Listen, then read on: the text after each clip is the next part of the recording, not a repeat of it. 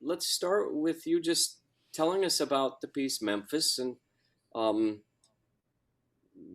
where it came from. Well, in the early 90s, Hankus Netsky, who's chairing the former third string department, now called Contemporary, felt I should do a piece that's rich harmonically, but not using jazz vocabulary, stacked chords. A year later, in the later 90s, mid 90s, Jackie Plumet said I should do a rendition of a piece thinking of her husband, Jean Plumet. I think I got a couple of bars done, and then I got thinking about April 4th, 1968, and the assassination of Martin Luther King. I believe at the Lorillard Motel. I may be pronouncing that incorrectly. And uh, then the piece, when I had an inspiration and a real purpose, it began to uh, complete itself through dreams and practice. And for such a subject, the body of the work seems very placid, very Well, calm. it's supposed to be at the beginning, and then when I introduce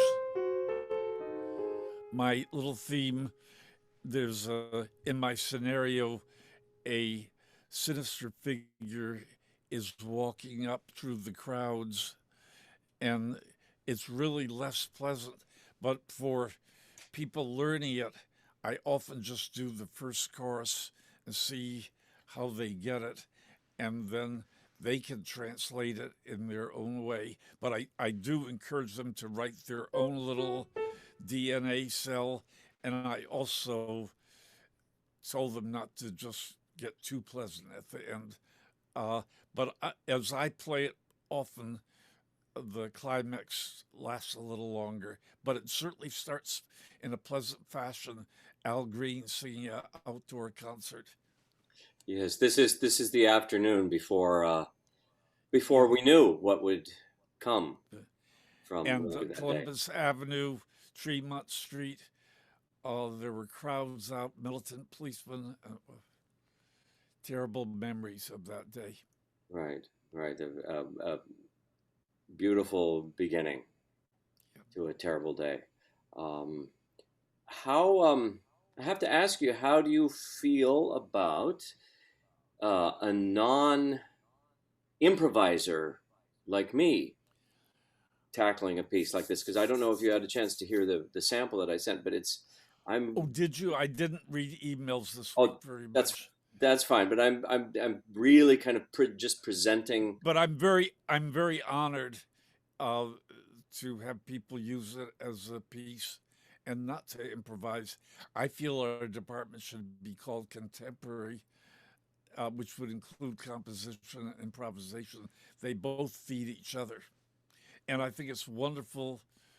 Uh, I know you can improvise in a John Cage way, but that I'm very pleased you're uh, working on this piece.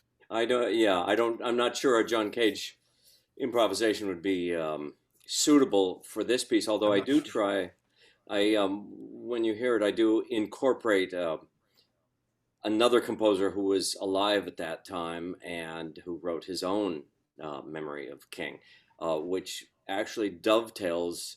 I have to transpose your cell of imminent harm and evil by half a step to make it fit into the Fine, pattern. But you can do it up a three steps up. Who's the other composer? Luciano Berio. Oh, who is a favorite of yours and Yukiko, and we did something in honor of him at Lily Pad a few years ago. Yes, absolutely, and of The course three of the us.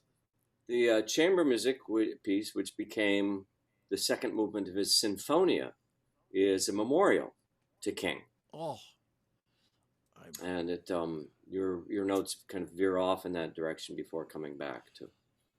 I think that's wonderful. incorporating him. Ren, you had a little bit of a history with the King family as well, with Coretta Well, Scott I and was also working the father. very slight. I was working at Tanglewood the summer of 1968, really chauffeuring Gunther through Tanglewood, Lenox, West Stockbridge, and I heard about a terrible man called Talmadge who was running uh, to be the mayor of Atlanta, and Maynard Jackson, who was going to uh, also vie for the votes. He's a person of color, very honorable man, and I wrote people. I just got names of names, and a airplane ticket was sent to me, and I went down performing at 3 or 4 different houses, and people gathered and paid money to collect money.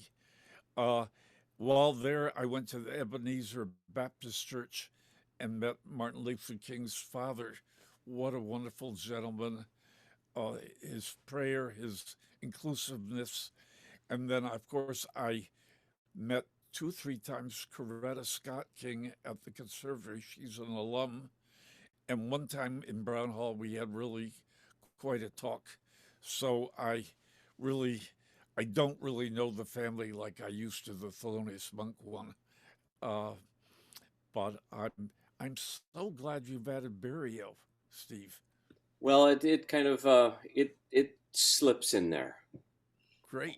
a little bit. And when Coretta Scott King was at New England Conservatory, do we know what her major was? Was she an instrumentalist, You singer? know, maybe you know the president, alumna director can find out. I don't remember. Uh, I would guess string, piano, or voice. That's just a guess. Uh, I do know Martin Luther King Jr. himself was at BU that period, and they somehow met in Boston. Right, right. He was I think maybe a graduate student at Boston University. Then I don't remember exactly, but Yeah. they were both in Boston. Um, there is one thing that I thought I'd mention about the whole program is unintentionally it becomes kind of a collection of open form pieces. Your piece, of course, is the groundwork for usually when you play it for, or when some of your students play it, the basis of an improvisation. With me, there was less improvisation, but I nonetheless resisted the urge to write everything down, um, Good and for you. depending upon the ears and the fingers, and it comes out always a little bit different. Um, Charles Ives' The Anti-Abolitionist Riots, Oh, which is also on the program, which goes back to the riots in the 1830s and 1840s, kind of a precursor of what we've seen in the last month almost, um, is such oh. a unreadable sketch of a piece that it ends up everyone that plays it has to do their own interpretation, and of course, and it gets into open form.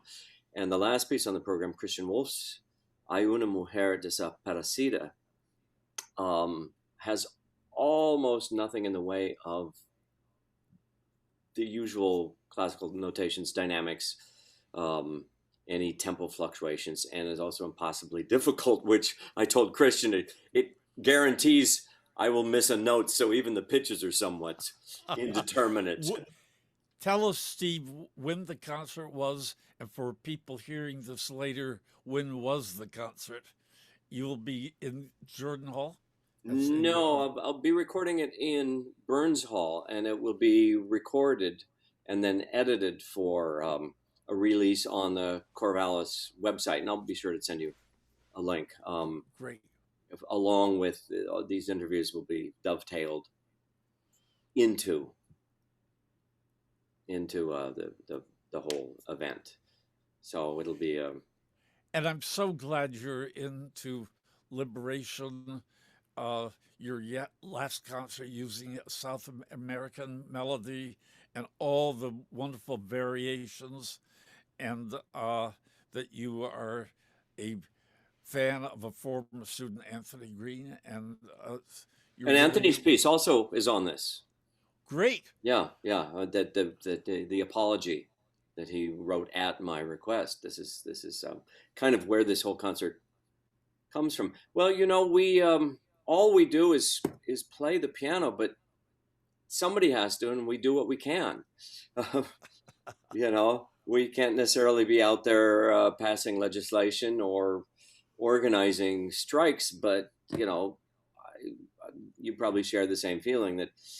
And I talked to Yeah, Christian also about this. That although as Julius Eastman said, an E flat is just an E flat. Still, we do yeah, we do what we can. and I know Christian cares. Uh, Perhaps a little more effective than what pianists or instrumentalists can do would be Max Roach's pioneering Freedom Now suite with Abbey Lincoln.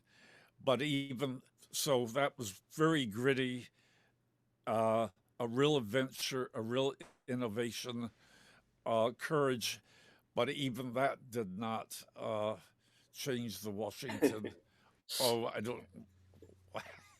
The experience of what's happening in this day and age. Well, we can change the world, but it'll change back, and we'll just have to change it again. Right. Ren, thank you It so was much for this. a pleasure to talk with you, Steve.